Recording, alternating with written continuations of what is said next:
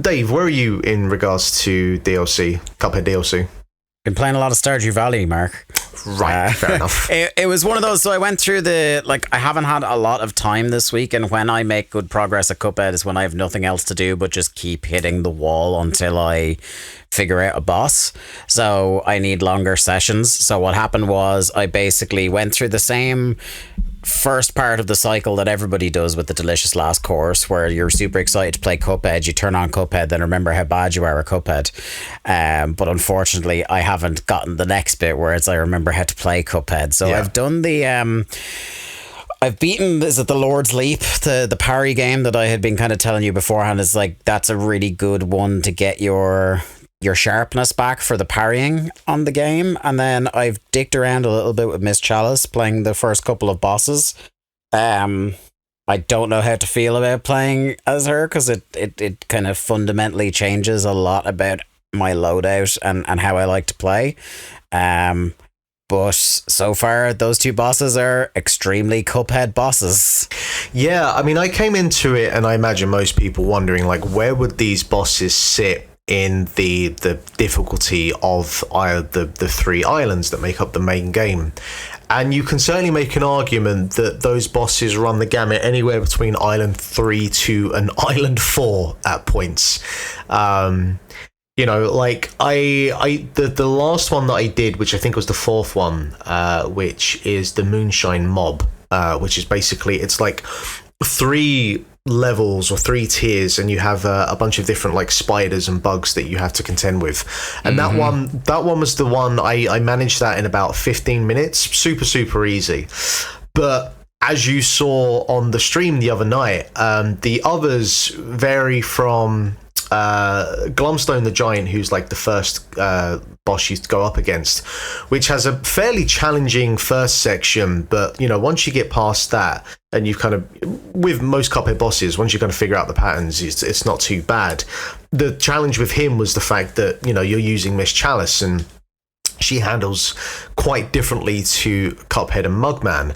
And certainly, you know, trying to adjust to her parry, which is just like, you know, a straight dash, with the additional effect that when you do parry off of something, she then kind of like ricochets up as well.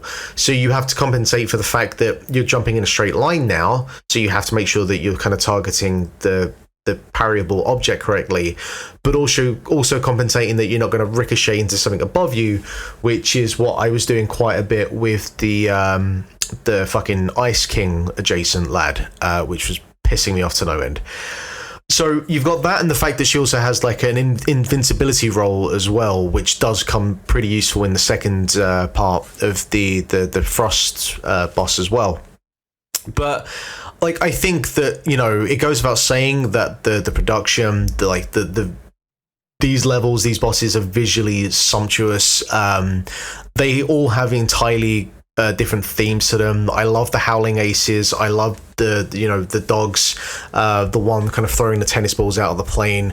I love the fact that, you know, you're flying against the foreground that's going backwards, and just the approach to that, and the fact that, you know, the final part of that boss, the whole screen is going to its side and upside down, and, you know, they've found things to do that are fundamentally different compared to other bosses. Because I think the biggest thing you could have been concerned with is that just the bosses may have been very like interesting to look at, but it might have just been more of the same, and I don't think that's the case. I think that they do some really interesting things with some of the boss patterns and the just kind of the way that they're set up. And then you have the stuff with the like non-combat sections, the kind of parry sections. I've only done the first 2 with the pawns and the horse. That horse, it's quite tedious, but once you've figured out like the pattern to it, it's not too bad. But yeah, like hey, look, you know, Cuphead, if you get it, you get it, and if you don't want to play it, like, this isn't going to convince you to play it. And if anything, if you watch my stream the other night, you're probably never going to go near it, but I think it's exceptional. You looked miserable. I was having a great time. There was a period where I had it on mute, and I was just watching you get sadder. The last boss that I tried to do, the you know, Western side-scrolling one, I came close on a number of occasions, and I was like, I will get this on this stream, and then I just lost it. And then I came back to it the next morning, and as with anything, and I was saying on the stream that sometimes you just need to turn it off and you just need to come back to it the next day, and you'll usually complete whatever it is in, like, you know, the first 15 minutes. And that was the case. I came like super close 2 or 3 times, and then I cracked it. So I haven't completed it yet. I definitely will go back. I'll probably continue using Miss Chalice. Did you like go back to using Cuphead in the end, Dave?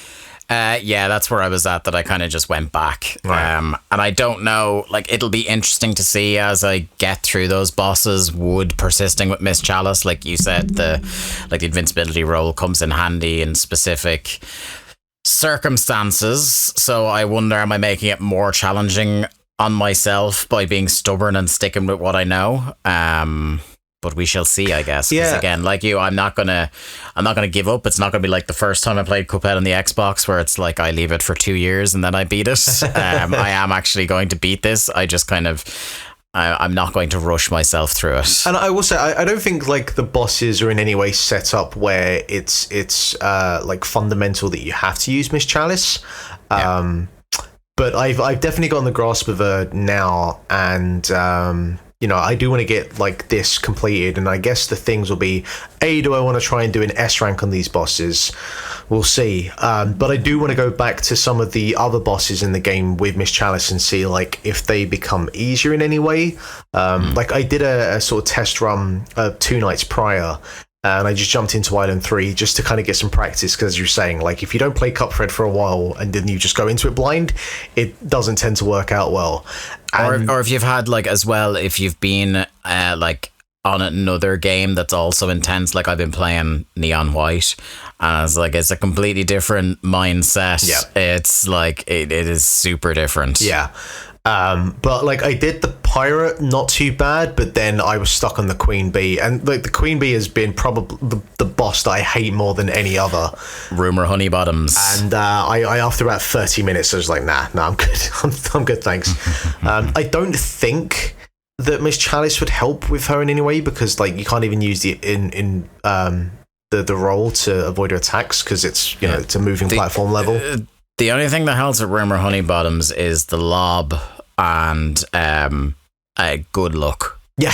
You know what I mean? You Yeah. just get a good run on her. Yeah. Because like trying to get up high and using the lob is the strategy. You know what I mean? It's just, you just need to have a good one. And then when you think you're onto a good one of those fucking triangles will appear like out of nowhere and fuck you up.